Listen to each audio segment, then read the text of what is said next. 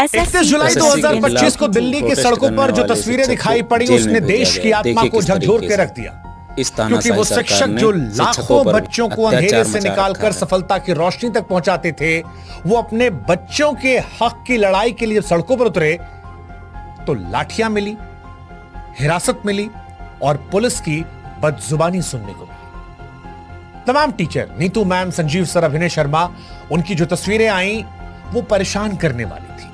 परेशान इसलिए क्योंकि गुरु अपने छात्रों के हक की बात करने आए थे। एक टीचर का टूटा हुआ हाथ दिखाई पड़ा और तब लगा कि ये उस व्यक्ति की चोट नहीं है, उस व्यवस्था की गूंगी बर्बरता का प्रतीक है जो इंसाफ देने से डरती है। सवाल उठा कि क्या यही वो भारत की कल्पना है जो हमने की है, जहां गुरु को सजा मिलती है क्योंकि वो अपने बच्चों के लिए आवाज उठा रहा है? सच कहें तो यह जख्म सिर्फ शरीर पर नहीं है, हर उस मेहनतकश युवा की उम्मीद पर लगे घाव हैं जो दिन रात मेहनत करके नौकरी की आस लगाए बैठा है। यह हर उस मां बाप की पीड़ा है जो बच्चे को बेहतर कल देना चाहती है। और इसीलिए हम कह रहे हैं कि यह सिर्फ एक प्रदर्शन नहीं है, यह उस व्यवस्था के खिलाफ एक चीख थी जो पारदर्शिता का दावा तो करती है लेकिन सवालों से आंखें चुरा लेती है।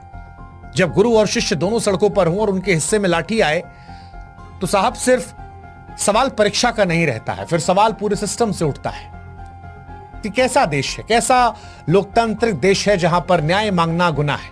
क्योंकि जब शिक्षक और छात्र दोनों इंसाफ की मांग करते लहूलुहान हो तो लड़ाई सिर्फ उनकी नहीं होती है, लड़ाई पूरे समाज की होती है। और आज इसीलिए एसएससी सीजीएल विवाद पर जब उम्मीदें टूटी तो हमें लगा कि आइए इनका साथ दे एक बेहतर भविष्य के लिए।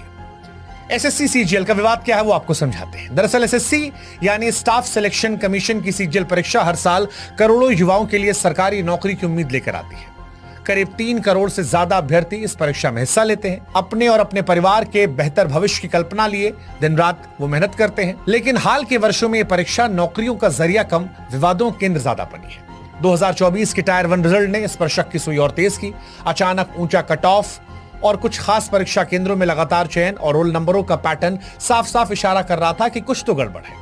छात्रों ने इसे धांधली माना और फिर आवाज उठाना शुरू कर दिया। 2025 में हालात और बिगड़े। एसएससी की सिलेक्शन पोस्ट फेज 13 परीक्षा के दौरान बार बार परीक्षा का रद्द होना, तकनीकी खामियां और कई केंद्रों पर छात्रों के साथ बदसलूकी ने आंदोलन को भड़का दिया।